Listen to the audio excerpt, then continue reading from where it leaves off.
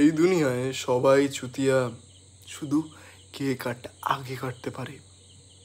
তো ব্যাপারটা হয়েছে, তোমার জীবনে অনেক ধরনের ঠগ মানুষ আসবে, যারা একটা মানুষে আসক্ত নয় ভাই, তাদের অনেকগুলো মানুষ দরকার পড়ে ওইটার জন্যেও। তো ব্যাপারটা হয়েছে, এইসব মানুষ যখন তোমার ঠকিয়ে দিয়ে বেরিয়ে যাবে, তোমরা কী করবে? আমার বন্ধুরা বলেছিল, ভাই হয় তুই মদ খেয়ে শেষ হয়ে যাবি, নয়তো এই মেয়েবাজি করতে বেরোবি, নয়তো এমন কিছু করতে পারবি যাতে করে তুই সবচাইতে উপরে যেতে পারিস, সবচাইতে।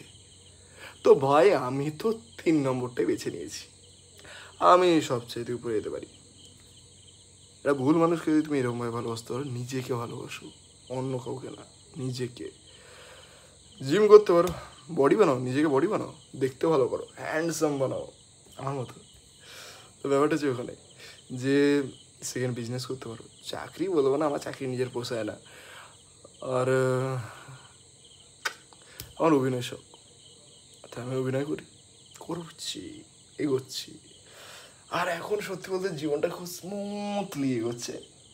কেন কি জীবনে যে হয় না, একটা ঠক মানুষ তোমাকে ধীরে ধীরে ধীরে ধীরে ধীরে ধীরে শেষ করতে শুরু করে।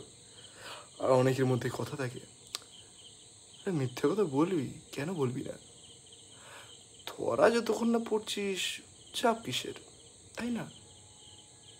একটা কথা হচ্ছে, সব কথাই বোঝা যায়।